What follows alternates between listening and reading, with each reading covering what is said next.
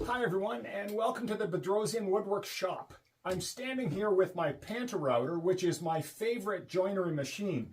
This PantoRouter offers a tremendous amount of functionality in a relatively small footprint. Most of you know that the PantoRouter excels at cutting mortise and tenon joints, and it also works great at doing dovetail joints like shown here. And I put together a video on YouTube showing how I made this box with the dovetails. One thing I haven't seen with the PantoRouter is how to cut angled dovetails like on this little bench that I'm making here. And you can see on the ends, I've got the dovetails here and they come together at an angle like this. So once I figured out how to do that, I thought I'd put together a video showing you how to do that with the various steps. I hope you enjoy this. Whether I'm doing hand cut or machine dovetails, it's always best to lay things out, and that's what I've done here. This is going to be the tails board. You can see it's coming off at an angle. The pins board here. I've marked the end of the board. I'm going to cut it this way to match the angle. I'm going to cut the top of this one as well to match that angle, and then I'm going to put a right angle cut here, and I'll show you more about why I'm doing that as we move on. Both ends of this pin board and both ends of the tail board need to be beveled to match my bevel gauge.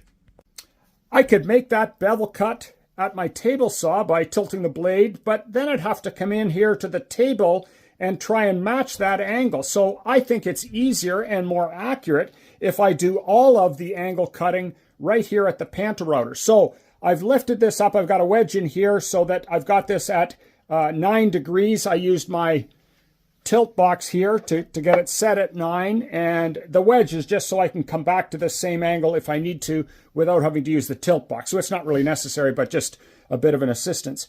And I'm going to use this straight bit, and because this table is tilted slightly, when I cut the end of this board, I'm going to cut it at that 9-degree angle. So I'm going to do that for both ends of the pin board and the tail boards as well. I've set my depth stop so that the bit, if you can see it there, is just going to take off a little bit of the bottom.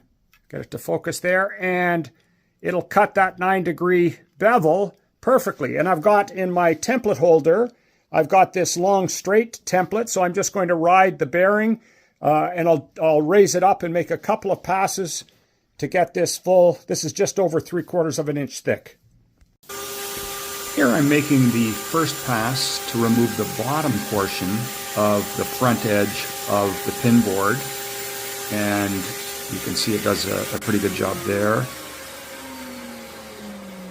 I'll now raise the template holder so that I can make the second pass, which will remove the top portion, leaving that 9-degree bevel on that front edge of the pin board.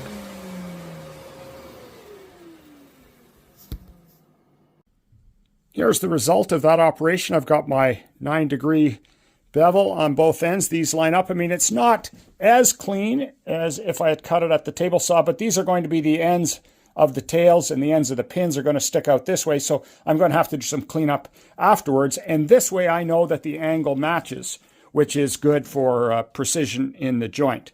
I've got one more bevel to cut on this, the tail board, and that is I need to remove this little sliver of wood here. Remove it here. So I want to draw a line perpendicular to the top surface coming down, and I'm going to remove that wood. And the reason for that, it'll become clear a little bit later, but I'll try and explain it now. When I cut the pins in this board, I'm going to cut the pins with the board at 90 degrees. I'm not going to be tilted up like I am with the tail board. So the bottom of the pins are going to be perpendicular to the top of this board. And if I want the tails to mate in properly with that surface, I need this section here also to be perpendicular. So I can go back to the PantoRouter and I can easily cut that away. I've taken off the dust shroud so you can see what I'm going to do here. So this end has been cut with the end of the router bit, so it's at that 9-degree angle. Now what I need to do is use the surface of the router bit to remove wood from the bottom And that is going to be perpendicular to this surface, which is exactly what I'm looking for. And I've got a pencil line underneath, so I'm going to raise the bit until I remove this triangle of wood up until the pencil line. So let's give that a try. These 9-inch wide boards are a bit too wide for the PantoRouter carriage, and they're going to be shaped later. So I knocked off the corners, which is going to make it a little bit easier to cut that bevel on the underside. Okay, let me show you where I am then. So this face here, if I come up from above, you can see that's 9 degrees over 90. And then this face is perpendicular to this face. So this is what I just machined at the PantoRouter, taking off that edge, and you can see the same over here. So now we can start cutting tails and pins. I've got my dovetail templates on the template holder. I've got the height set based on some test cuts before, and you'll notice that compared to the last time I did dovetails, I've got the templates turned over so that the space on the bottom is wider than the space on the top, and this is where the pins are cut. And that is required because of the orientation that I need the pin board when I'm doing the machining. So it should be obvious as I go through, and I'll try and point it out, but I just wanted to mention that at the beginning. And I've got the table still angled at 9 degrees, and I'm going to machine the tails. So I'm going to run the template in the little slot here, the 10 millimeter wide slot here. And I could start with the dovetail bit. This is a pretty big dovetail bit, and that'll work fine. But to reduce the load on the dovetail bit, I'm going to go through first with the straight bit, and that'll remove a lot of the material, and then the dovetail bit won't have to work quite so hard. I've got the tailboard clamped in place, and I just want to show you a couple of things. So first off, this face that we're looking at here is perpendicular to the ground or parallel to the edge, this front edge of the router bit. Which is good. That means the tails then are going to be parallel or perpendicular, depending how you look at it, with this front face, which is what we're looking for. And as far as the depth of the tails, that's going to equal the thickness of the pin board. So I've used this piece here, this little offcut, as a spacer to set the depth gauge, and I can now machine the straight section of the tails using these templates.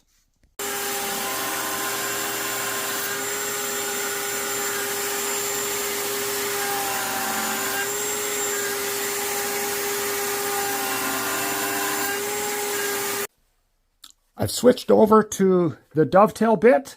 I've adjusted the depth stop again so that I'm going to cut the thickness of the pin board, and I'm ready to route the rest of those tails.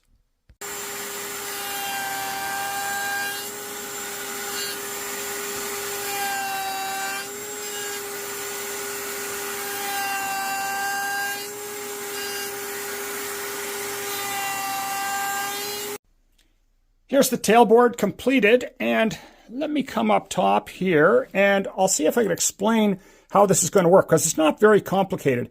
If you look at the tails from the top surface here and from this face, well, really this is exactly what the tails would look like if I had a board coming out at 90 degrees from the pin board.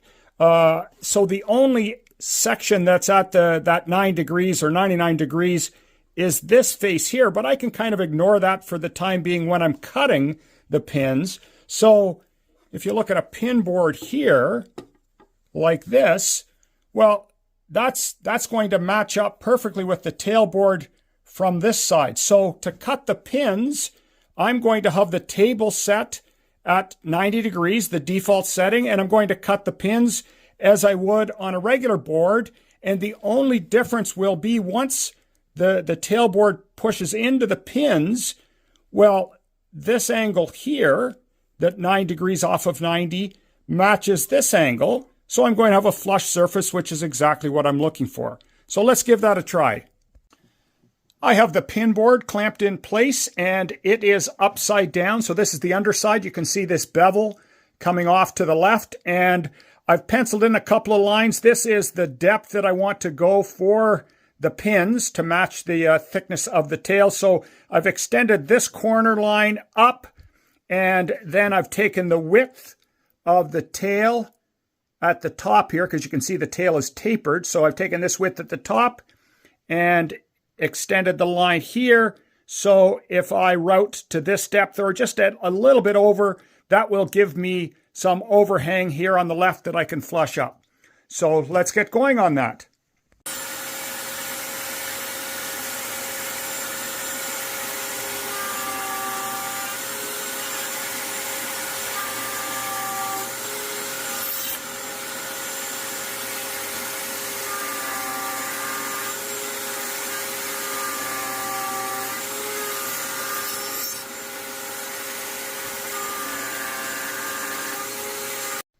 Let's talk about the orientation of the dovetail templates and the requirement that they be pointing down, as you see here.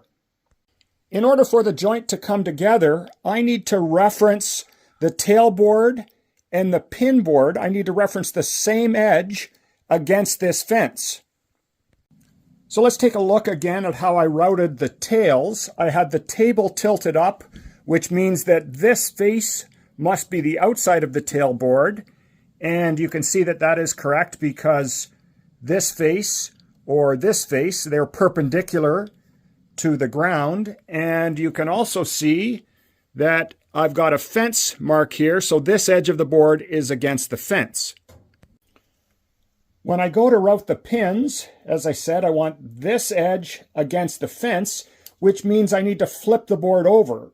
So the top of this board needs to be facing down.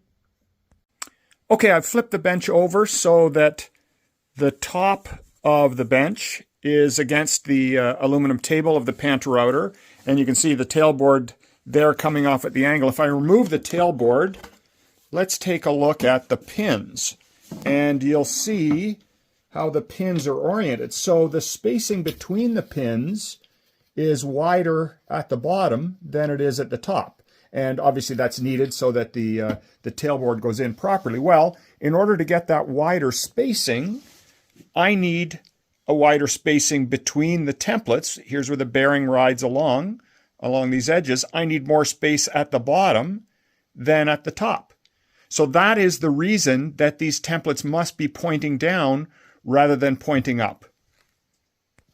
So let's just go over that one more time quickly. So I want both boards to use the same edge against the fence, and I know that I need the tailboard machined with the outside up because of the angle, and in order for the dovetails to go together, that means that the pin board must be routed upside down, so with the top face against the table, and the only way that the joint is going to come together is if those templates are pointing down.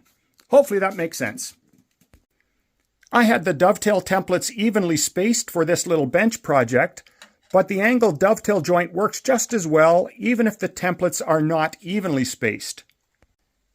The reason that works is that the mating edges of the tail and the pin board are all referenced off of this same fence position. That's the key. I hope you found this video useful and that you got some good information. If you've got any questions or comments, please leave them below, or you can contact me on Instagram at Bedrosian Woodworks. Thanks for watching, everyone.